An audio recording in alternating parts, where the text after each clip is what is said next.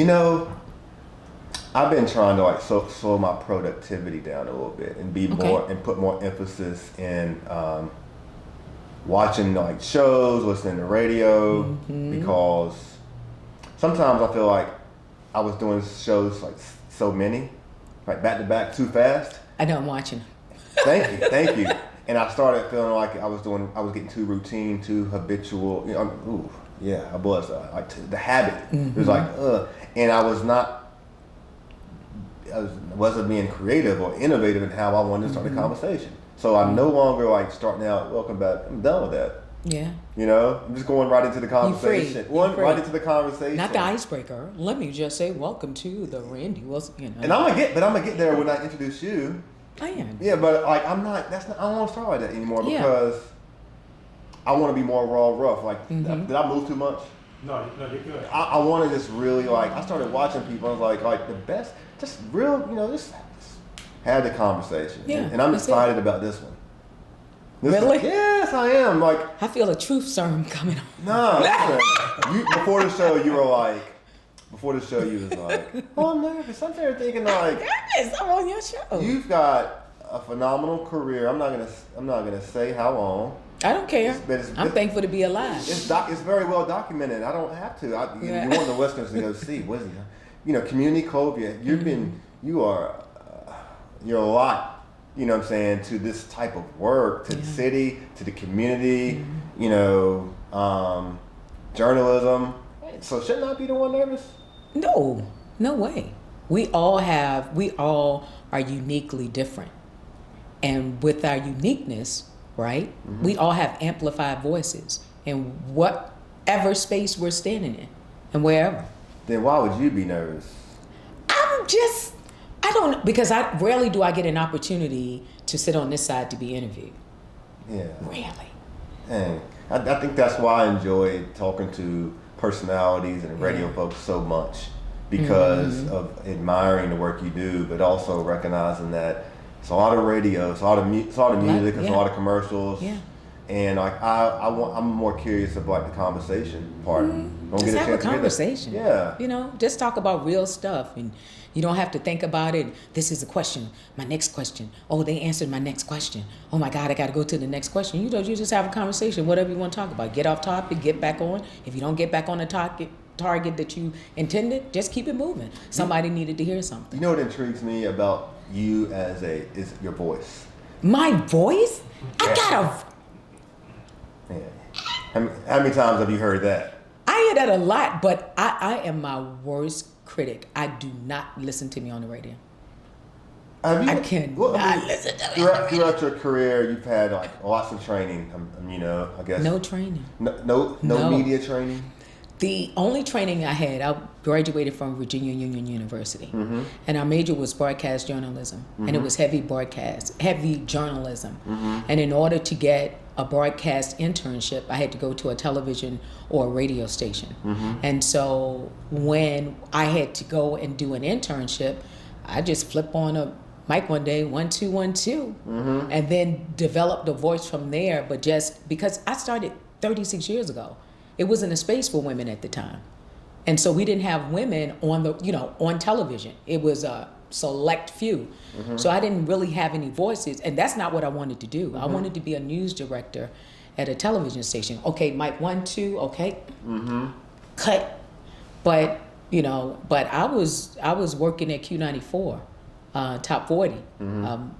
All genres of music, of course. And Roger St. John was the midday announcer. He was like, you need to be on air. It's this new radio station, it's this new FM station called Magic 99 in Petersburg. You need to apply for it. I'm like, really? Nobody want to do that. And so the rest is history. Well, I listen to a lot of radio, more XM right now. Yeah. By the way, for those who are listening, I am talking with a lisp, because I'm trying to get accustomed to this Invisalign. That doesn't sound bad. You're doing good. I feel like I'm cutting my jaw every time. Oh, well, it's on the inside. It's not happening on the great. outside. Thank you. Coming from the voice herself, but I listen to so many voices, and I'm intrigued by voices. And I think there's this thing. I told Big Nat this. He's a voice, right? Yes. God, and so I feel like and he's like, I've always taught like this. This is how I talk. Always. And so when you he's like a unique. He's an anomaly to me in some ways because I feel like a lot of people in radio have. You know how like music has a sound. Mm-hmm. I think journalists, broadcasters, radio. I think they have sounds too. Yeah. And I think it's almost like it's with it. Yeah. But when you get Kelly Lemon, whether it's a sound. It's right. Like so. But again, one of our pioneers in the voices. Mm-hmm. So. It's a pleasure I'm going to show. Let me just run down, You running down some questions. You running down some bio stuff. Hey, child, whatever. Nah, man. I want to give a shout out to her, man. I just want to pay homage to her. She's a seasoned broadcast journalist known throughout the Richmond Metropolitan area as Miss Community or Community Clovia. So your voice is not just radio. You've been able to really amplify your voice in the community. You are the person that people... When change makers and change is being made or it needs to be implemented, you're kind of the go-to voice to amplify that in the community, or you're the person in the community bringing it to the masses. That's a blessing. Where does that come from? Wow, growing up in the church, of course. Are you homegrown here? Yeah, homegrown. Born and raised in Richmond, Virginia. What high school you go to? I graduated. Well, at the time it was the Armstrong Building, 1611 North 31st Street. Okay. But now it's Armstrong on Cool Lane, which was formerly John F. Kennedy. Mm-hmm. So I go way back. Gotcha. Okay. So from that, and in high school, we did a lot of community service. Mm-hmm. In church, we did a lot of community service. Being a part of the Girl Scouts, we did a lot of community service. And so when I go to Virginia Union University, right, mm-hmm. the majority of my professors, they were African. I had a professor in sociology from Yugoslavia. Mm-hmm. And then I had a couple of other professors who were from Calcutta, India. Mm-hmm. And so understanding their lifestyle and what it's like to teach us everything about business, about community, and mm-hmm. how they wish they could do the same thing from war-torn countries and understanding. And so when I graduated from Virginia Union in 87, mm-hmm. but I started in my career in 1986, being out in the park with Ken Crandall, Chocolate Chip, and they were like, this is how you do community. You have to get people to love you. You want people to hug you. And that's all they told me. They didn't tell me anything else. So I'm out here shaking hands and kissing babies. But then I would see a need in the community that wasn't met. Because when you were a radio announcer, you were the star. Remember? Oh my God, mm-hmm. Kirby Carmichael and the Earthquake Funk Machine. That was happening. He would travel down Broad Street. Mm-hmm. So regardless of what you were going through, this was Kirby Carmichael mm-hmm. or any other radio announcer mm-hmm. at the time. But at the end of the day, I would see issues and challenges that people are having. Mm-hmm. Folks who are homeless just rising up when you see like air personalities mm-hmm. or radio announcers, jocks coming through, or people who were evicted. Mm-hmm. And I just saw a lot going on to just be, a radio announcer. And there's nothing wrong with being a radio announcer. It's great. Yeah. But I had to do something else. Yeah. And so my success wasn't just going to be a radio announcer and mm-hmm. the #1 top morning show, top media personality mm-hmm. nominated in the nation. But success for me is how I impact people and their lives change. Mm-hmm. And so how could I impact a person by just, playing some music, what's good in the club, doing after work parties. And so I wanted to add something to that. Mm-hmm. And that was community. And how am I going to incorporate that being on air? Mm-hmm. Because nobody cares about it. Back in the day, nobody cared about community. Community was over here mm-hmm. and being a radio announcer was on this side. Mm-hmm. So, God granted me the opportunity to bridge the gap, and the rest is history. So now we're more of a community radio station that plays music. Why do we not have? I mean, I could easily say, why do we not have more? I need to find a better way to ask. Yeah, go ahead and do that because they're watching you, Randy. Who? Everybody. That ain't what I'm worried about. I think what I'm worried about is if I asked you well, how do we get more of that? Why do we not have more? That's not. No. My question is, when you look at your career, mm-hmm. 30 plus years of career, yeah. and in broadcast, media, journalism, and entertainment. I mean, your community. You know, let's make sure we check every box, right? Part of the reason you stand out because you stand up, you stand in, you stand over, you stand out. Okay. Of course, you stand out. You're intelligent. Okay. All the reasons why you stand out. I want to make sure I'm careful because you got the other. There's a lot of stereotypes and critics to why you can naturally stand out. Right. You stand out. Yeah. Your hair's standing up. All right. You know what I'm saying? You can never be that. This is the thing, though. Yeah. So when I ask why do we not see more of that? I don't know if it's because of radio or the business of radio, or if it's because of the individuals. Because it's a hybrid thing. Yeah. There's only one community Clovia. There's only one of you in our whole market that really does things like you do them. Yeah. It is. Now, and that's credit to you, but is it an issue? I think with the business. We need more. Is it the business of radio? Because you don't get enough. I think what happens is. Can I ask that? Okay. When you have social media influencers, you know, everybody wants to be seen, whether it's 15 seconds of fame or whatever it is. The more likes. Oh my God, did they like it? Oh, my numbers going up. I get my numbers up. And so for me, I didn't want to get caught up in there or get caught up in that particular business, right? Because I want authentic followers. So when I ask everybody for money to send kids to camp, right, they're gonna send me money. But if I purchase numbers or followers, if you will, ain't nobody gonna give me a dime. And so we had a couple of interns at the station a few years back, and so they come in and it was like, okay, so Miss Chloe, I'm with you this week because you go in all the departments, right? And they're like, Miss Chloe, I don't mean no harm. You work too much. I just thought you just work too much. And so I'm like, you want to be impactful because what's going to set you aside from all of the other announcers? You might have 10 announcers in a radio station and they don't downsize. Everybody can play music by a clock and do their break at 10 after and 20 and 50. So when they downsize, why would you be the chosen one? Can't be because of your looks. That's, I mean, you can buy them. So, and this radio, it better be about more than so it's got to be So you know, I wanted to be around to have a voice to help, and to have a voice to help to bridge the gap for mental health. You know, years ago, it was no talks about mental health on the radio, or having people who were formerly incarcerated on the radio, or someone who had addiction to drugs to actually be on our websites and on our radio talking about it, or having Director Clark from the Department of Corrections talk about 39% of folks that are returning from incarceration have a mental health issue, or 41% have an addictive behavior issue. So to bring those things to the forefront is just another way to market it, to get the help that people need. You sitting there, you listen to your music, and then all of a sudden, if you're in crisis, call, you know, PRRVA. And so bridging the gap with those things, you have to every day brand yourself. Every day I have to learn something new about what I already know or what I thought I knew. And so a lot of people are not going to do that.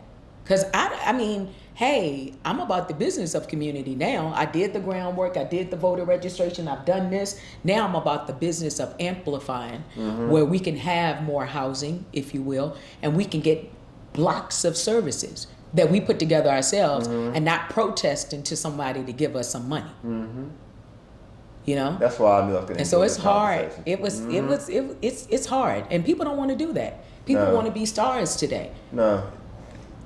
Not all, but the few that I've encountered. Yeah.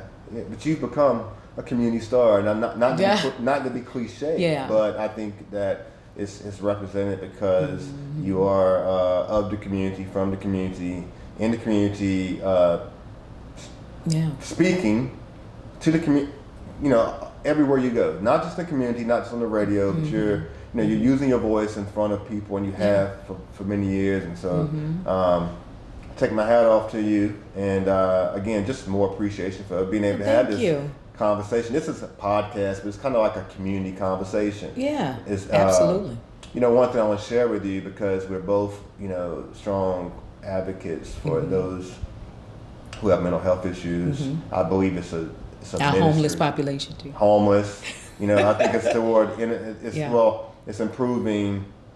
It's mental health, spiritual, nutritional, financial, holistic. We talk about holistic services. One thing I want to share with you that it's new for me and I'm learning, and share with you and how you navigating through the community, is that you've probably been connected to a many of an IEP meeting, I would imagine, throughout your life, right?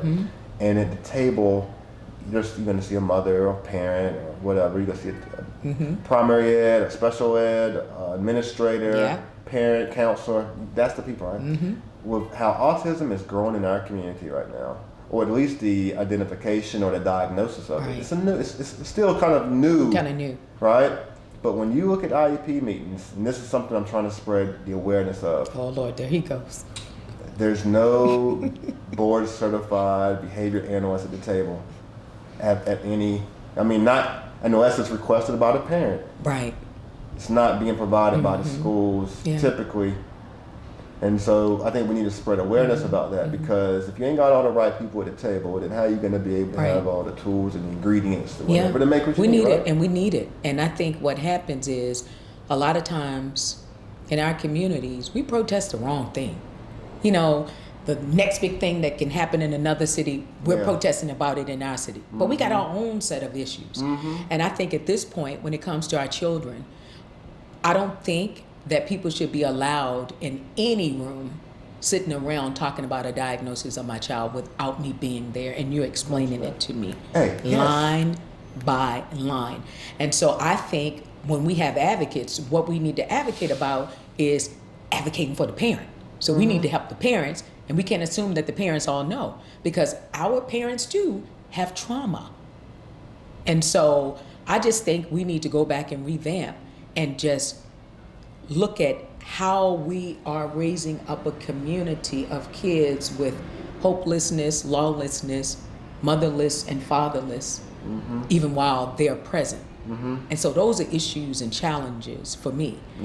I can try to do it, but guess what? I'm only one person. And some people don't feel the same way. Some people trust other people to get the work done in their own life. They really, come on, Randy, you see it every day. Pay attention, parents. Pay attention. Pay attention. I want you to listen to this too. How you just said that parents should be, they are the point guard, they are the spearhead of education and treatment, because education starts at home too. Whatever type of education you get. Yeah, whatever that is. And that could be, everything starts at home. Yeah. That's spiritual, it don't matter, right? But there are schools out there. I'm not talking about you, or I am. Or you. Okay? But if you're not, when they're not allowing parents to be involved and give consent, they're checking vision. They're administering vaccines without parental consent. I saw it in the news in California. And by the way, I'm vaccinated and I'm for the vaccine. Whether that's right or wrong, if it's ignorance or fear, whatever it is, I'm taking my chances. I'm going with the vaccine. Go ahead and get it done. But I'll be damned. I'll be damned. And I was way off of the mic. If a school teacher administers a vaccine or medication or whatever to my child without my consent, I've already experienced it myself as a parent. With glasses. Like my wife's not a doctor. She checked my son's eyes. She gave him some glasses, and that's what and I didn't have a problem. And I'm glad that schools are providing these opportunities, right? Because we need them. Because some kids need them and may not have the parents or people in play to tell them, oh yeah, that's a good idea. So it needs to be introduced. Yeah. But check with their caregivers, please. Yeah, I think so too, because there could be things about the kids that they just don't know. Yeah. And I feel that, again, some of our parents are having challenges, right? And this is not a bash a parent or what a parent should do. No. What you do for your family and what I do for my family could be totally different for what another parent or family think should be done. Or maybe what need to be done. My daughter's 15 years old. She will not stay at home by herself right now. I don't care. That's me. This is my house. Yeah. And so, because I remember when I was 15 years old, especially during spring break, and how kids are picking up guns. When we were on spring break, because back in the day, your summer camps weren't open. These years ago, you know what I would do? I would look for anything in the house. I'm going in the drawers. That's what I would do. And so, you know, that's something that parents need to be really careful about. Yeah. You know, and even with the gun violence, you know, put your safety on your gun. If you don't know, please go to a firearms training. Right before you came in, we had the privilege and honor to have one of our legislators, Delegate Bagby, with us. Oh, good. And I shared with him that I don't understand why. I feel like every school in America should have some type of surveillance. I mean, the reason why is, why should we feel trusted with thousands of our future, you know, leaders of America, our children, our babies, and why should we be trusted with the educators to not have some form of like entry evaluation? I'm concerned about it. When I see 500 kids get shot up, when I see, you know what I'm saying? Yes. And there's no prevention to determine the chance of fear. I don't know. Some people could say, man, you live in fear, you live in faith. Yeah, I can live in ignorance. Why am I supposed to trust? I don't supposed to trust the system. Right. But the trust system is not in any policy or procedure manual either, by the way. Well, it's not. Your system was put in place because of the lack of people, you know, challenging the system. And so, you know, I'm a firm believer. I'm a legislative advocate. If I want a law change, I'm going go to that elected official over and over and over again, and we're going to talk about it. This is why this needs to happen. You know what? You don't have time. Okay, what? I'm gonna write the law, and you go ahead and put it through the legislative services because we have to do that, right? And when you see the needs in your community, I don't believe, when it comes to us, in particular, the African American communities, I'm not hating on my white brothers and sisters, my Hispanic community, my Asian community, because they take care of their own, all while living in this area, right? So the dollar spends 67 hours in our community, right? The black community, but 6,700 hours in our mass appeal. So that's going to our Asian community and the other brothers and sisters. Again, I don't have a problem with that, right? What are we going to do about us, right? It's not okay. It's not okay for us to need something in the community, and you have 100 of us somewhere, and we say, okay, we got 100 people somewhere, right? Everybody put up $100 or $50. We can send this kid to camp. Something as simple as that. I don't have no money, but then you spend your money on depreciated items and spend your money to show off for someone else, for them to see it, or somebody to think that you have money, but all the while our kids are dying. See, those are things that I have problems with, you know. And I'm sitting in this position, not only on radio, right, but also in the community. I'm co-founder of a nonprofit, and we see the men and women who have been incarcerated. They return home. They have kids. Kids have the same issues. Do you know who my daddy was? He was incarcerated. He used to cry every night. No, he didn't. Yes, he did. And so we have all types of issues, and it's like we're fussing and arguing and working in silos about the wrong thing. Everybody want to be the boss, but a good leader can get down in the trenches. A good leader is a great follower. I swear it is. Because I can put me on the soup line. You think I got to be on the mic? I ain't got to be on the mic. Put me on the soup line. I'm gonna give you a whole lot of food. Let me ask you, Chloe, you often are a leader when it, you know, like to get out the vote. Oh yes. So let me ask you. Let me challenge you with something. Challenge me. I'm just so excited. I'm just having this conversation. By the way. Challenge me. So excited. So you believe in voting? I believe in voting. You believe in voting? Do you, what's your approach toward voting? Give me short answers, because I'm a builder. Okay. What's your approach toward voting? So my approach to voting is this. Your vote is your voice. It changes things, right? It's painless, but it can cost you everything in your community. Everything that happened, whether you build downtown Richmond, any renovations, development, it was a vote. Whether to change policies in your school, it was predicated toward a vote. How long you going to serve time in prison? whether we're not going to have parole, we'll have parole, reduced sentences, it's all based on the vote. So what I have to do is curtail that vote statement based on the community. So if I'm going in the community of brothers and sisters that we're trying to prevent from going to prison or getting in trouble, that's going to be that conversation. But then when we're talking to our older brothers and sisters who don't have health insurance, right? That's another whole conversation. So it's not one vote conversation that fits all. Yeah. And I don't believe in voting. I believe in voter empowerment. It's a difference. Because see, I can get you registered. Oh my God, my quota is 100 people. Get them registered to vote. They don't know when election day is, why they should vote. You identify with the party? Huh? Oh no. Heck no. Okay. Never. See, this is where it gets Never. good. See, this is where it gets good. Never. I think we need to go. Oh Lord, he gonna put me out there like that. No, because this is where I'm at with voting. No, This I do the that. reason why. No, great. I'm glad. No. That's your answer. I'm glad that's your answer because first off, we only given 2 options. Okay, like maybe I want to go. Listen, you got a rap party. I got a soul. Right. Maybe I want some Hispanic party music. Right. I don't know. You know what I'm saying? Like, Right. why do I got to go to your parties, right? Because that party has, long money on both sides. Yeah. And see, everything is about money. So people have to, my question is that people have to earn your vote, fair? You damn You don't just right. give your vote No, away. sir. What I happens- only vote. I only give you my vote based on what you're going to do for me and my community. So what about when you have 2 candidates who can't give your community anything? Do you vote still? No, they can give your community anything. The problem is they never had to do it before. And then you have somebody questioning them. But you can That give. goes back to the empowerment. Right, you So can give something to community. You're more, so your empowerment contributes to, well, I may not like you, but if you're the better of the 2, Right. for me to hold allow you me to accountable. help you. Allow me to help you because you can make it happen. Let me give But you. how do you deal with the history of them Okay. saying F you? They don't help you. Like historically, you Right. still But feel like I'm gonna give it to them. but who was pushing for us? Like you're your own advocate.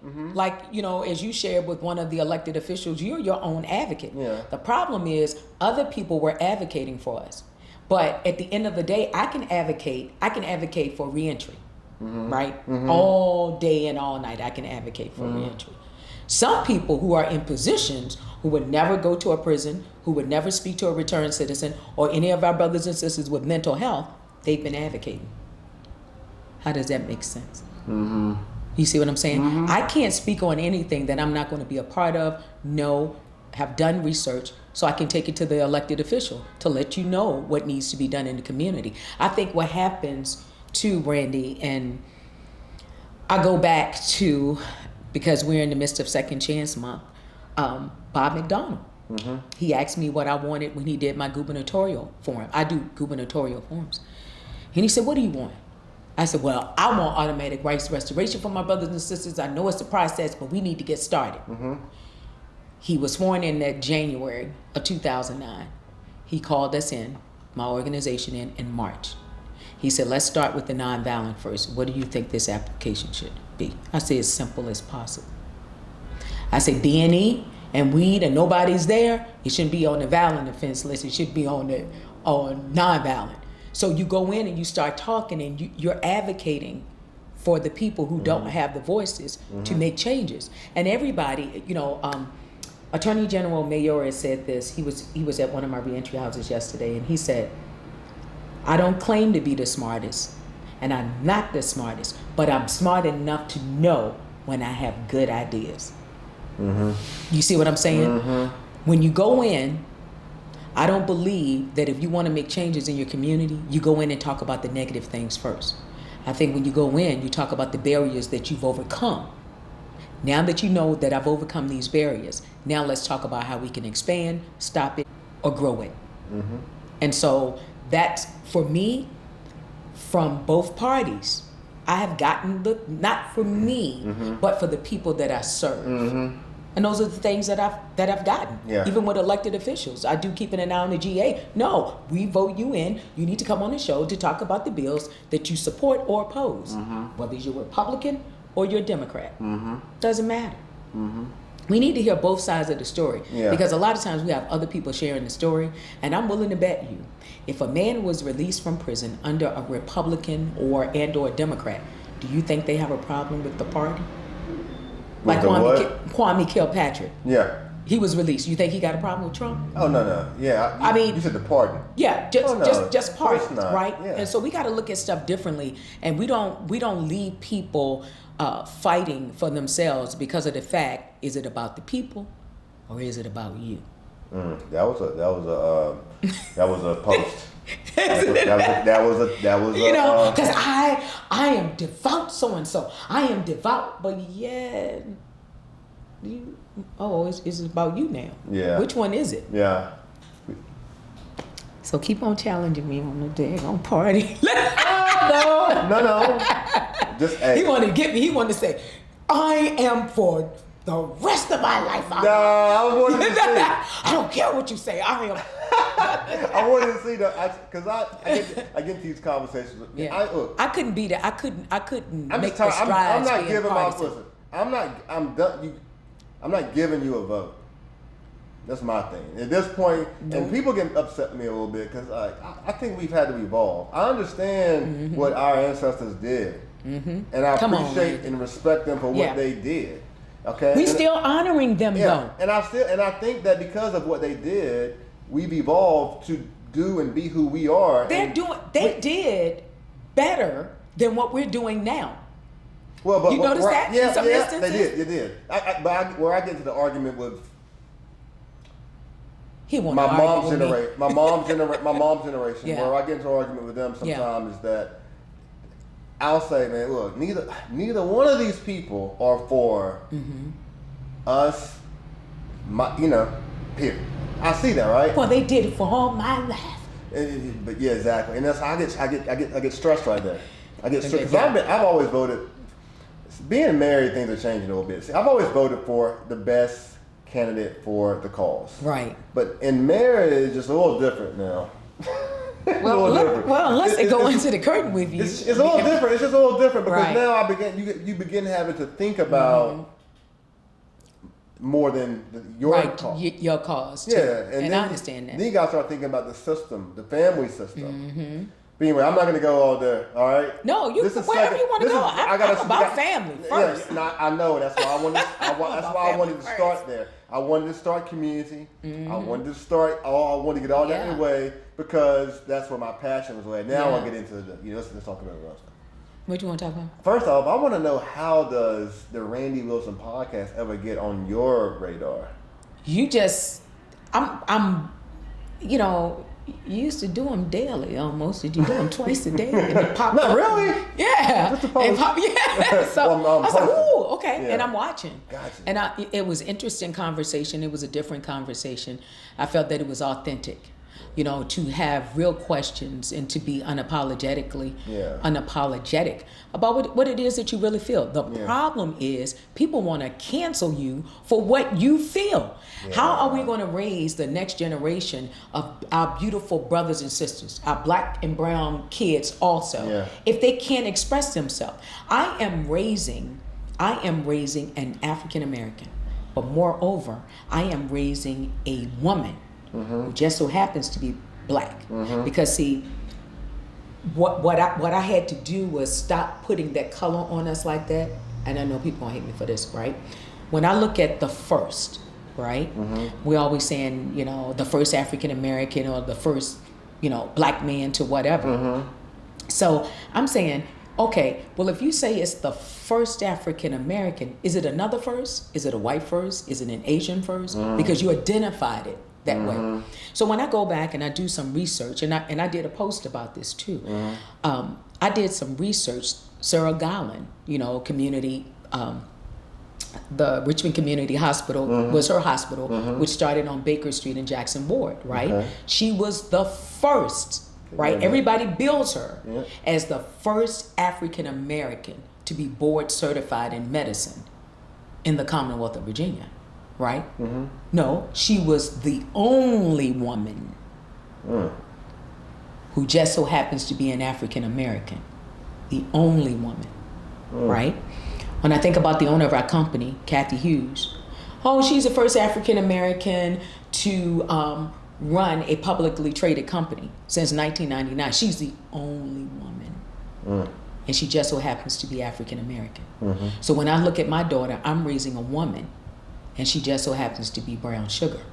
Because I don't want her to feel like, oh, well, you're just the first African American. That's separated. No. I'm a woman. You know, and she will be the first, or the first thing. And I think what you said was so important. No, we haven't forgotten our brothers and sisters who fought and died for us. We haven't forgotten them. But we can't keep raising the dead. Is there anything we learned from them? Yeah. So what is wrong with us pressing on to the next 25 years? So when I think about my brothers and sisters, non-blacks, right? Whenever it comes to the census, right? They're thinking the next 10 years, right? Guess what? I do the same.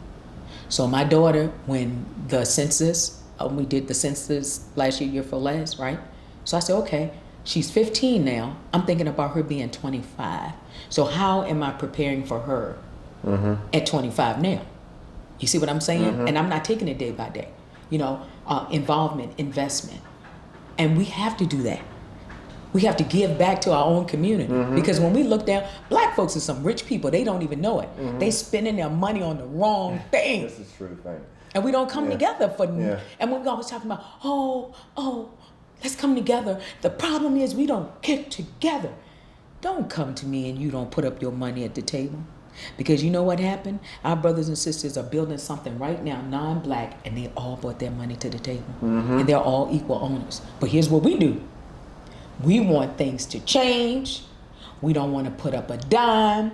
We don't want to help. And we want to reap the benefits. I heard someone say Obama won't change. Because people used to always talk about Obama. Oh. Okay. Ooh. I'm just. Obama won't change. We want dollars. Right. We want dollars. Right. You know, we have to. And then you get Trump. Look, check this dollars. out. People hated Trump. Hey, people feel the way that they feel about what they feel, right?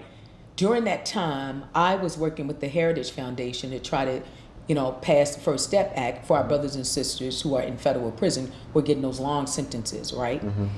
And so at the time, a beautiful friend of mine who worked at the Heritage Foundation, the most conservative think tank in the nation, they were like, well, we're going over to the White House, right? And I said, no, I can't go over to the White House right now.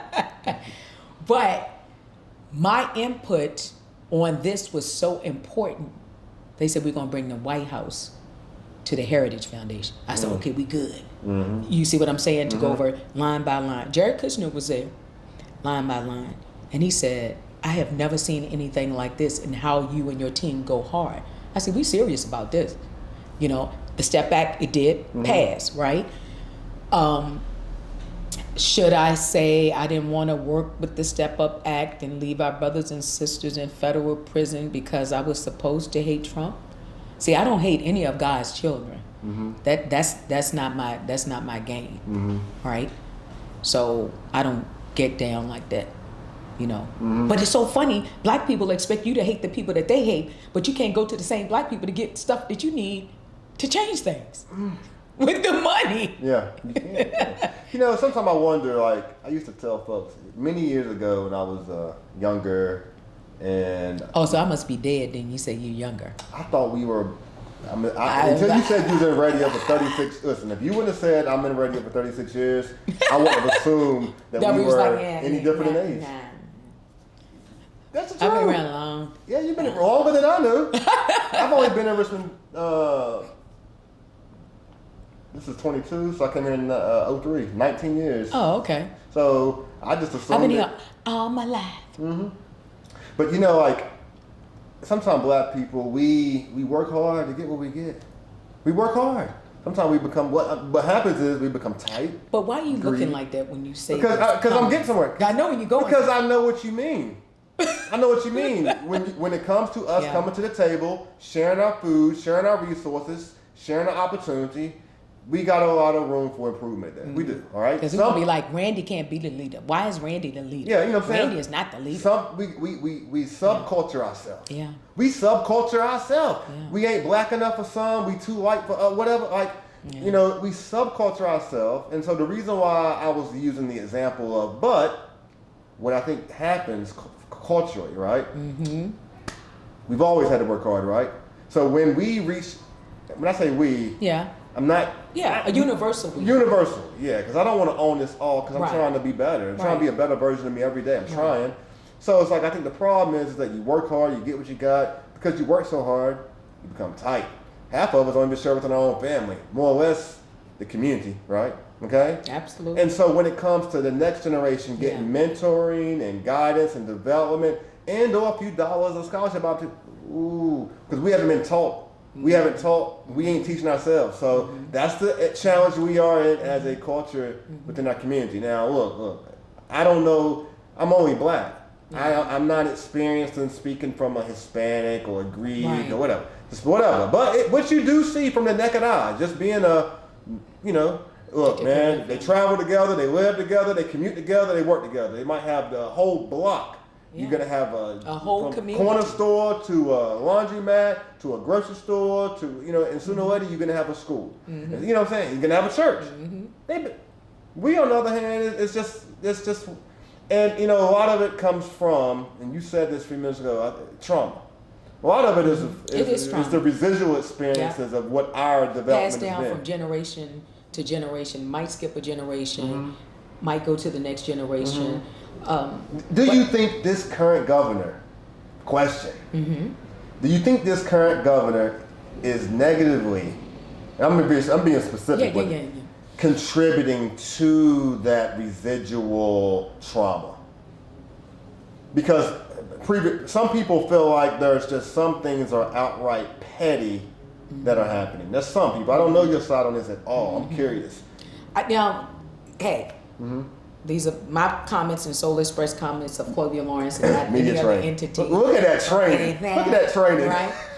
I just think when I go back and I look at changes that happens in our community, whether you have, a sitting governor, president, or whoever is in elected office that has power to change things. I always go back and look at us as a people. I look at my family, I look at community, I look at, Black-owned businesses. I look at everything about us. When there are choices made, when you talk about CRT weren't in the schools, they were in college. But at the end of the day, how many times do we have to talk about us being enslaved? Why we can't have some books on investments, right? You got Earn Your Leisure, you got Kerwin Phillips with everything he does. Malik gets a new job. Why are we not talking about business startups when it comes to us, right? We need to move on and press on. Now, he can't stop me from being black and talking about our rich black. We got a lot of rich folks that were black that have done wonderful things to change the community, but they don't get celebrated. So whenever you feel like you having your moment, let me get a Fannie Lou Hamer moment. I'm sick and tired of being sick and tired. You know what I'm gonna do? I'm gonna go right down to the General Assembly and I demand you change this law. So why don't we take those heroes from our past, our civil rights movement, right? And use them as our cornerstone, because they never let anything stop them. They didn't sit up and say, oh, well, he's white, I'm just gonna take a back seat. She was like, no, you tore up my crop, but I know what I'm gonna do. I'm gonna fix you.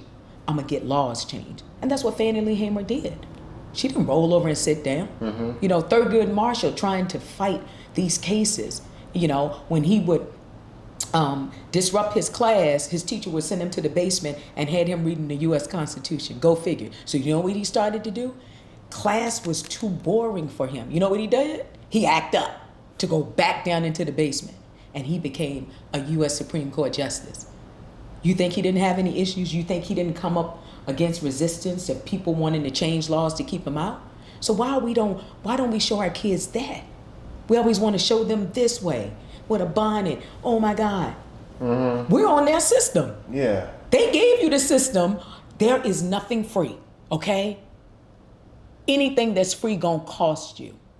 So what we need to do as a communities who have it. We need to get together to start bringing our brothers and sisters who are ready. Now, everybody live in specific places and having issues and challenges doesn't mean they're ready. The ones that are ready, why are we not putting a down payment on a home for them and getting them in budget classes? I know one, gritsandgrants.com with Smitty Smith. It costs you nothing to go to that. You know, a guy that's... Say it again. gritsandgrants.com is webinars on Mondays and Tuesdays starting at 6:45, right? And it's teaching you about the basics of budgeting, your needs versus your want, and how you can start home ownership. It might not be today, it might be a year from you. But at this point, don't you think it's, in some ways, it could be modern day slavery? You can't own a house because I'm gonna price you out. So everybody, all this gentrification that's coming up in our cities, right? And you know how you see one dude that used to be on the block back in the day, he's standing on the side of his grandma's house like that. And they're building all of these new developments around. And we're being sold to the highest bidder. I'm serving notice on everybody right now. If you have inherited your parents' or your grandparents' house, I don't care if it looked like a shack. You take every day and you work on something in that house. Do not sell your home. You're gonna need it. Brothers and sisters, you need to be a walking life insurance policy. If I see another GoFundMe to bury your kid or your family member, it doesn't have to be that way. There are policies that are $20 a month. And so we gotta start our people. We gotta help them. We can't expect them to do it. We gotta help them. And that's what community for us is about. You got your family covered. I got my family covered. So why I don't feel that I need to cover my brother and sister? You know what's happening? Community tells us, you think you all that. How you gonna tell me what? No. GoFundMe should be something where the kids are going to the Rose Bowl or the Orange Bowl in school and we get together and do the GoFundMe. Not to take care of our families like that. Let me ask you a black culture question here. Oh, Lord. Do you believe in... listen, I'm going to be hated. They're going to cancel me. Listen. I don't get it. Listen. Sometimes you sit down, you talk with artists, and you may love their music, but the conversation may not be, come on, I'm going to have a community conversation with Community Clovia. We're going to get right. I got to ask this question. I don't get a chance to ask these questions, Mom. She's a great... Why don't you text me? You can text me. People... DM me. I can answer any question. I am beginning to get some feedback, though. Folks are saying, man, you've been insulated. I feel good that people feel that way when... They say you're what? You're asking, they don't, the question. I love that. That tells me I'm doing something right. You got to have it. I mean, people are dying for people to ask the right questions. Do you have life insurance? Yes, sir. Why is it that in our community, we dying and then leaving others to expect to me, that is a thing I've noticed within our culture that to me seems to be predominantly within our culture. Yeah. Remember our grandmother, they had the penny policies. Remember the insurance man knock on your door. Remember the insurance man to come? The insurance man is here. The insurance man, they give you the little sticker thing because you paid for the month. I'm surprised. I do. I'm surprised of how many, if I ask 10 people though. Yeah. I would say, I think on the average, Tamir, do you have life insurance? Yeah. He hesitated though. He cheated. He cheated. He cheated. What do I need life insurance for? I'm not dead. Why do I need it? I'm just going to be straight up. Niggas out here dying. Lord Jesus, they out here dying. Yes. And they leaving it up to the grandmother or the great-grandma or someone in the family to bury him. And I think that is selfish. Yeah. And you want to see the... It ain't that expensive. Right. It's not expensive. And the purpose of the life insurance, and see that, and I'm going to keep it real funky. In some instances, in the black community, when family members die, you may not have a lot of money, but you had a big life insurance policy. Yeah. And so people created generations of wealth that way for their family. If something happens to me today or tomorrow, I don't want my daughter to try to pay off the house, so I got mortgage life insurance, so that's paid off, right? Deed automatically turned over to her. And you got to look out for the next generation. Hey, the family told me to stop taking out. What? The family said, Randy, if I find out you got an insurance policy on me. I know you be like this. What's your number? My And you be bad. sitting there and say, well, look, I'm going to take you to the grocery store. Oh, my goodness, you drop your social security 23025. Yeah, yeah, You said, because you know, brother, he real saucy. He sitting there, people just sitting around waiting for you to die. But it is that they don't understand Right. that, like, you. And you don't that's 25, share with 30, anybody. yeah. Right. You It's don't private. share. You put it in a walking Right, you safe put it and in you let it there until someone dies. And You go get it. please have it where your family members know how to get Yes. it, you know, and just, you know, and always, and even with our family members, our seniors who are older, you know, make sure everything is checked up with the house. Make sure if their house has been paid off for 20 and 30 years, somebody didn't come to get them to do a reverse mortgage or take out a second mortgage. You know, if the house is theirs, free and clear, because when they pass on, you know, you got a whole house. Hey, Yeah, and- you know, and it can be a real estate, you know, investment for you. And there's a lot of unclaimed property in the Commonwealth of Virginia. You know, so you need to call down to your city and your state and say, is Miss So-and-so birth the name on or whatever? Because that property will sit there. And then sooner or later, it just get lost somewhere into development. You been in New Orleans before? Yes, I have. Have you ever visited the graveyards? No. So I went and visited some historic It graveyards. was a different time in my life. I just went there to, Oh, okay. you know, you I recently went down with my brother and I tried to, you know, Right. I spent way too much time on Bourbon Street, just walking up and Right. down, Yeah, up yeah, and yeah, down. yeah. But I said, you know what? Today we are going to take a sober approach to our Right. day, and we're going to go out. And the guy that was doing a tour, he said, you know what? Some people rich, and then they just decide that they want to live rich lives when they die. So these graves, it talks about all the work that they pay, thousands of dollars a week Wow. to take care of their house when they die, like not their grave house, like they're these big stones, and you basically, whether they cremate you, no, it can be like a casket. My daughter better give me a stone They this push you big. in. They have like 10 family members in one tomb, all Really? buried together. Kenya better put me in this little box this big with my name over there. Gone but never forgotten. What you Girl, want to do? take that money, girl. Where are you gonna take the? What you want to do with your remains? I wanted to cremate, but that's That's what I want to do. I want. that's crazy. Take all of that money. No, cremate me. Yeah, you know how cheap Where the it money is? coming from now?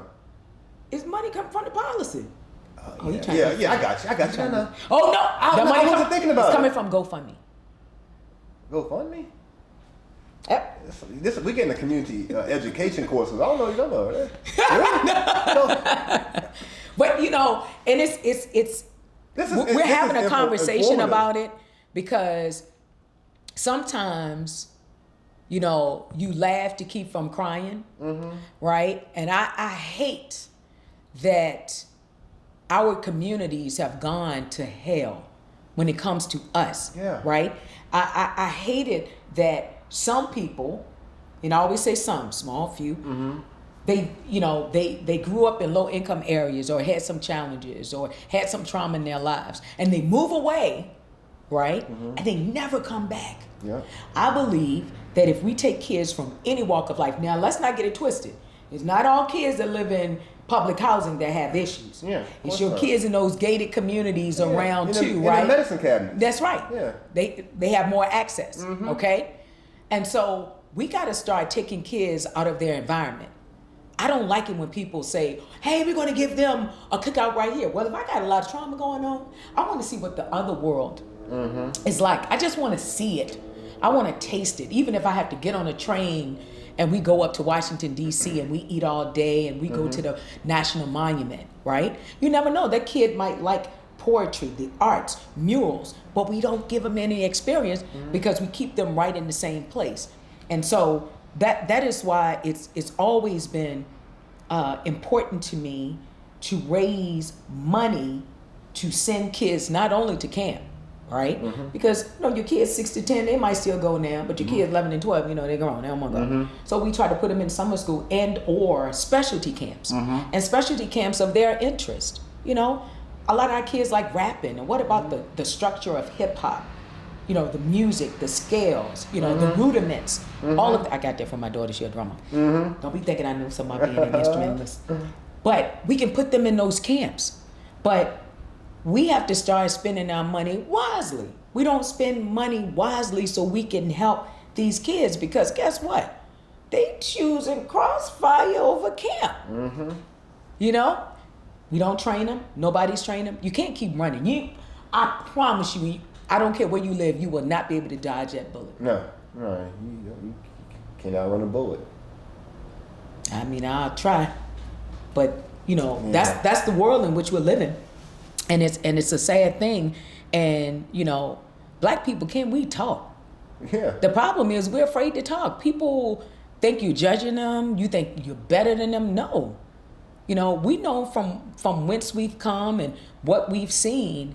And the one thing that's always been in my life, and I'm pretty sure the same thing in your life and what you saw when you said the insurance man. Yeah. I was like, why is that so important? Why is that so important to pay it? I was like, why are you paying your bills almost 3 weeks in advance? Mm-hmm. Why are you doing that type of situation? Mm-hmm. You see what I'm saying? Yeah. It's important because anything could happen. And it teaches you accountability. Yeah. It teaches you responsibility. It gives you structure to how you live your life. And, that doesn't mean that you can't free spiritually flow, throughout you can't rob Peter and pay Paul. You won't do that? It's going to be hard to make a lifestyle. It's hard for that to be a lifestyle, Shoot. Clovia, we're approaching like the 50-minute mark, and this is where I need to wrap it. Well, it's been such a fun conversation. Now you be trying to hem people up though. Dang, that's the rumor. I'm glad. Hey, the second time you heard that today. Second time. Look, I'm just looking at you. He's like this. So I said, oh, here it comes. Nah, it's this. I love it though. I love it. I love the challenge. I freestyled this conversation though because I wanted the community piece for me. Yeah. That's the saying now. It's the community for me when Yeah. it comes to you and the radio and all that's great, but it's like, I think the audience that I'm going to feed this to, and it's going to really eat this the most, it's around the topics of conversation that we're having. And we could have this, we could keep going. We really could. But maybe the next time we find a way to collaborate and take the podcast to the community in doing, that's what I want to do with you, something together, collaborate. Then we got to figure out, now you know me, there's always got to be a party with a purpose. So we got to figure out what we're going to do. Are we going to do, like free gas giveaway? Are we going to do something? We just can't. Yeah, we can't. Our community. Yeah, we can't go up in there. Out. We got to. Yeah. You be like, wait a minute, I can get it. And look, when I go out in the community, I do not serve hot dogs to charity. I just want you to know. I heard that a hot dog a day is a day off the end of your life. I don't do it, and I don't give kids soda. I'm just saying, I ain't doing My it. sons never had soda. We don't play that. We look, they're gonna really hate us now.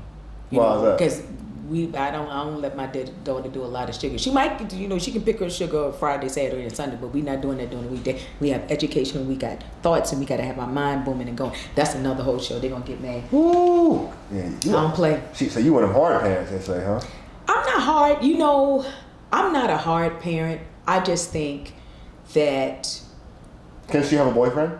Not right now. Okay. I mean, she can have a boyfriend on the phone. Yeah. I mean, I don't know what more. I don't know. Right, man, she can have a phone boyfriend. Yeah, oh friend. my God, hey. Yeah, you can have a phone boyfriend. No dates. I let her have a date at the movie, and I put on a hat, and I sat in the back. I mean, hey. Yeah. I mean, that's normal. Yeah. You protecting your daughter. Sometimes we have to get back, hey, this is the culture. This is the life. So-and-so, such and such. No, dude, not in my house. We can't, But I always leave the window open. I always want her to be able to communicate with me. But I can't come to, and I know you probably see this with your son. Girls are different though. I can't come to her with our urgency. I don't know about you. My parents were young and they were uptight. Oh my God, why you didn't put that on? The flap on, You can't come to her like that. She is not like that. Yeah. Why are you yelling? Yeah, I'm learning. Let me be honest with you. No, why are you yelling? Yeah. And she was like, Mom, really? And I was like, so what I don't do is use, well, when I was born, I don't do that. Yeah. Because with the trauma that's happening in our community, our kids are dealing with it. Yeah. Even if they don't talk about it, or even if they're in their room and everything is cool and they're feeling protected by us, it bothers them too. But they just don't have to deal with it in that way, because you're like, Okay, come on, let's go. We're gonna run to the movie a little bit. We're gonna go where you wanna go. So what do you wanna do? You wanna go to Virginia Beach for the weekend, but it's somewhere here. Yeah. But she doesn't have to deal with it. Great, kudos to you. I'm learning. Like I'm a counselor by trade. You go therapy. I'm learning to get. Have your son ever recorded you? Look. I mean, I've heard myself. Can you? She recorded me. Oh, I don't like my daughter. But you know, it's she emotional. recorded me, and I was like, she was like, Mom.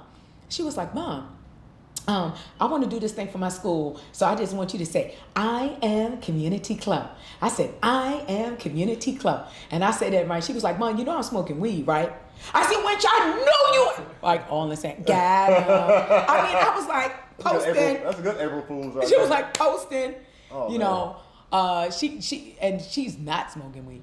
But, I want to be different, and it's a process of learning to be different, because at the end of the day, what I have to do, and I know you do that with your son. Again, I'm raising this woman, so I constantly share with her to be open, not to suck it up. Yeah. If something hurts you, let me know. If it Yes. hurts, let me know. You need a hug from mommy, you want to sit on mommy's lap, and I know when she's feeling bad, but she's trying to be tough. And I was like, you want to sit on my lap, don't you? I know you want to sit on your lap, all your friends right there, and I know you got on your nice sneaks. You want to sit on my lap, don't you? Yeah, mommy. Sometimes that happens, but Yeah. she had to have a window to feel comfortable. Yeah. Because, and I don't know, with girls to mothers,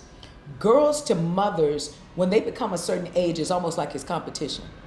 Like I rarely see my mom cry. I think Right? You boys- think? Okay. yeah. I rarely see It my is when it mom comes cry. to mommy. Because if daddy get a hug, it's like, ooh. If the dog get a hug, if the dog get no hug, it don't matter. He wants to make sure Right. that it is a competition that Right. don't get above him. Right, He don't needs get it up. too. Yeah, it's me, right? Type of situation, and I think that's really interesting. And so a lot of times I always tell her, because she's in communications at her school, and I'm like, you're going to be greater than me. Just chill. You're going to be greater than your mama, right? And she was like, Mom, really? You just saying that? I was like, no, you are. I like your voice. I like your. Actually, she has a commercial that's coming out on the radio station. They sought her out from VDH, so she's doing that. So she's on the radio right now? She's gonna. Yep. It should start. The commercial should start maybe next week. Okay. And so she's doing her thing, and she's playing at a club this Saturday, Harlem Blues. Okay. So she's going bam, bam, bam. Well, look, she is gonna be great, but look, you Right. set a phenomenal example. Yeah, and we have to. See, the thing about it is, we have what changes us. Because I had a baby when I was late. I had her real late. I had her. It was called advance. It was a surprise. Okay, but at that point, my life had to change, right? I love the greatest gift. I wear so many hats, but the greatest gift is being Kenya Saray's mom. She get on my nerves. Peace. We'll send that to her. Oh, she gonna be watching. I need to meet your daughter then. Yeah. Hey, if you're listening, She like, eh? I hope you're listening. I'm interested in seeing that talent though. I'm interested to see that. Brett Mike can help me. She was featured on Sheila E.'s page. She's really, when I'm looking at her, I'm like, she is so great. I could never, and I share this with her. I say, okay, Kenya, I do radio, whatever. I'm a good arranger. I know music, right? But you're playing the music. You're a drummer in a dominant male field. Yeah. Again. Yeah. So I have to constantly tell her, girl, girl, look, I'm gonna get you this flat thing and you can have your drumsticks. For real, Mom. Girl, yeah. So Yeah. and it's her world, and I just think that we have to not push them, right? But we have to assist them. Yeah. It's better that way. It's a little bit more of accommodating because kids don't want so much direction. They don't, but they need a little management, Just a little guidance. bit, just a little bit. Clovia, it's been a pleasure to have you on the show. I want to rapid fire with you really fast. Don't think, quick questions, be impulsive. I don't know what I'm gonna ask. All right? What am I doing? I don't know what I'm gonna ask, but I'm asking, and then we can close up. Okay. Chicken or fish? Fish. Do you eat chicken? Chicken? Do you eat it? No. Okay. I just eat fish. Only fish. Only fish. Pescatarian? I don't label me. I just Okay. don't eat meat. So fish ain't meat? No. They kind of ignorant, right? No, They just swim. They just swim around. I mean, like they until ain't, they get caught. Yeah, so it's like that's what I hear. Especially Fish are wild dumb. caught. Now, Fish are dumb. That's why we no, can eat them. no, they're not dumb. As long as they're wild caught, I'm good. I Okay. don't want nobody. I don't want them up in no tank. Right. Favorite sport? Favorite sport? Little jogging. Jogging is your favorite sport. Little sport. You're not gonna give no respect to no team. I don't care about no team. I'm on the winning team. So whatever team that wins, Oh, my I'm on the goodness. winning team. Well, you said I'm telling the truth. I can't lie. Okay. No. All right. So if somebody won, whoever won the Super Bowl and championships or whatever, the winner, just know they're my team. You know what?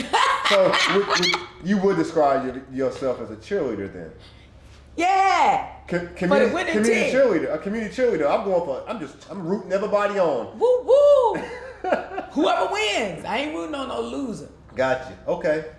When you was, even though you are a young woman still, when you was younger, Chloe, When I was 10. who was your celebrity crush? When I was young, who was my celebrity crush? Rick James. Rick James. Ricky Sticky James. What you wanna do with the funk? Fire it up. Hey. Y'all don't know. He looking like, who is Rick James? No, I know Rick James. I'm just saying we got the answer. I love Rick James. I mean, she just showed her age. I ain't gonna He say did a song called Cop and Blow. Oh, that was my favorite song. And I was really jealous when all of a sudden he said, I want to introduce this lady. He did Sucker for Love. And then all of a sudden on Soul Train, it was a white girl, Tina Marie. Oh, that thing hurt my feelings so bad. Yeah, you and everybody else up there, a lot of them. Yeah. When you look at a man, Can you say that, or can you say look at a person? Because you know what the... I'm always saying man because you said Rick James. Oh. I would have said person. Depending on how you know, answer you gotta that be question. politically correct. Exactly. I would I don't want have. nobody to be mad and say. I would have identified When you use they. affidavits. I'm working on my pronouns. I am working on my pronouns because I'm not the best. I'm getting better though. Work. Your face. I just call says- people by their name. Yep, man. I can't. I'm working on it from the standpoint of these situations. Like I call people by their name as well, but like in these situations when someone is on that, like if I say she and they correct But you can't me, say. But see, you know what? You know They what I say did they. before they started putting it out. I had to do this show, and it was actually during the height of COVID-19, and we were doing the virtual programs. And so they were she, they, and they had all of those. And I said, I'm not going to remember those. I said, can I call everybody by their first name? Right? And they said, sure. Yeah. Well, I made sure. Okay, Randy. Okay, Lisa. Right? And I made sure. So I didn't. Yeah. So that I'm with you on that. I love everybody. But baby. because she said Rick James. Rick James. And this isn't radio, and I can just say whatever I want to You say whatever you want to say. I want to know when you look at Rick James. Or when you Back look then, at no, the young Rick James, not the old okay, Rick James. no, we can say a man. We can go back to Oh, when I look at a man. A man. Oh, man. A man. Yes. Do you see? What do you see first? Eyes, chest, or ass? I think the first thing that I look at are the eyes. That's the first thing. Second. Lips, teeth, Okay. to make sure they're there. Okay. Then third, I'm going down to the gut. Okay. And You got sometimes you have life. Sometimes you have a little life. You peeping the chest But on the if way you're down. doing like this, no, and then after that, just just keep it moving. I mean, that's me. I mean, it's my priority and my prerogative to like what I like. Yeah, I asked that question. Because I do the eyes first. I'm like, Ladies, I want you to know I asked her that question in a respectful way. I was trying to, because I asked men titties ass. I'm just saying, I mean, right now at this age, it's very important to have some teeth. If you don't, we can buy you some. How do you handle the feet? How do you handle feet? Do you tell them to go to the Primitive Baptist Church and wash the feet at the church? You know that they used to wash No, the feet. I said, we're gonna do a date. Go get You see, pedicure. you haven't closed up for a long time. We're gonna go do it. We're gonna do it together. I think we're gonna do it this weekend and next weekend, and that's gonna be our little regimen. You gonna give them a treatment plan? Yeah, we're gonna get a treatment plan. Oh, Go over my to my girl God. over here.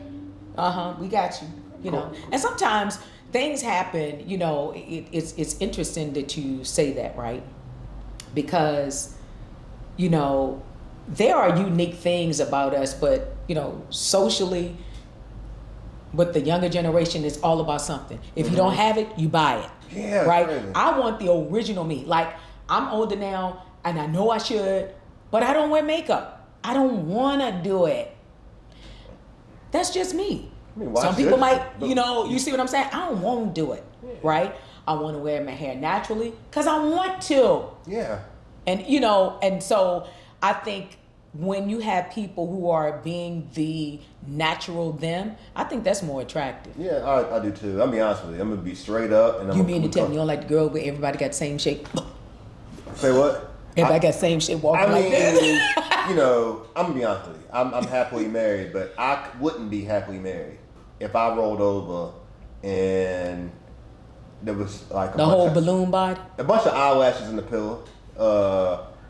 The sew-in comes undone because this happened back in my younger day, and the fro hit me in when the fro hit me in the face, and I didn't know you had a fro.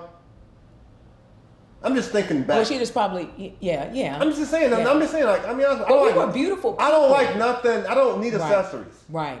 You know what I'm saying? I just don't need that. I don't want it. To be honest with you, I don't want. But do you get a second look at the accessories when you see it walk by? Of course, you gonna look. You gonna look. I mean, that's Stick a pen. You gonna go stick it with a pen. Look, I ain't hating. Whatever works for you, works for you. I'm just saying. You look at that big ass too, though, don't you? You be like, God darn, right? You know that's a fake ass, but you look. It's big. You can't help it. You be like, and I say, you not love men though. I'm gonna tell you what, brothers. If I see y'all out here getting ass shots, though, might happen. I hope. Well, well, it might for they, but it ain't. If I see he doing it though, no, we gonna have a conversation, and that'll be on the next episode of the Randy Wilson podcast. And you never know. Clovia as a guest. We gonna talk about that. You never know. I mean, people are living whatever life that it is, and if people are not satisfied with themselves, they can buy it. They can buy everything. Who knew? You can buy all of the things that most of us girls had to grow up with to be self-conscious about. Big butts. Yeah. When we were in high school and we had like our little gym uniforms, right? I had to put on another t-shirt because my butt was big, right? And then after that, they want you to line your lips because you got old big lips. Now, they didn't want us to laugh like that because we had the big cheeks. They're buying all of this, fillers in the cheeks, big lips, and all of the things that they told us that weren't attractive for us. And the Kardashians are getting paid for it. Yeah, they get paid. As an example. And you know what? I am not hating on anybody. Look, whatever it is that you want to do for you, you do it. You got to live with your life. Yeah. And as our grandma said, you got to meet your maker, not me. I'm gonna meet him, but we gonna meet him. That's cool. She's not, but I am. I'm telling y'all, stop this shit. This shit is ridiculous, and it needs to stop. We're killing our. That's Randy by himself. Yeah. Hey. Yeah. Chloe, last question before we close. No, I thought we was. Can you tell people why they should listen to the show? Your show. Why should they listen? To you? And why should they not? No, I feel that folks should listen to this show because it's real conversation. And you don't shy away from any question, right? And as I said before, you ask the questions where people want answered that they might say behind closed doors and don't feel comfortable. I ain't like that. If you ask me the question, I'm going to answer it. You get to a place in your life where you can't keep on lying about stuff, right? You come to a place in your life, you ain't worrying about nobody canceling you. If somebody like you, they like you. If they don't like you, they don't like you, right? Yeah. Then some people hate that they love you, but they still dislike you, right? And so I think that it's educational. It's crazy when you lead up to your question. Oh, I want to ask you. Oh, Lord. Look at his face. Insurance. Yeah. You say, do you have life insurance? Yes, I do. But talking about life insurance on your show, and it's not a life insurance show, right? Yeah. Talking about culture, right? Mm-hmm. Talking about, the insurance man used to come to the house. Mm-hmm.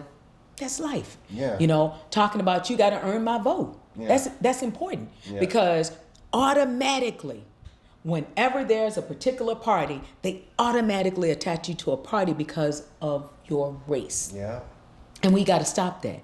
And then when we talk about this was powerful when you start talking about our ancestors, right? And we have respect for them. Mm-hmm. We do, right? In most instances, during the rough times, the Jim Crow laws, being raped and everything, they rose above. Mm-hmm. We have all of the resources and won't do nothing and want somebody to give us something. We had men buying their family back. They were free up north, but they bought their families back. Man, give me my family, right? Mm-hmm. Women waited. That's what it was about.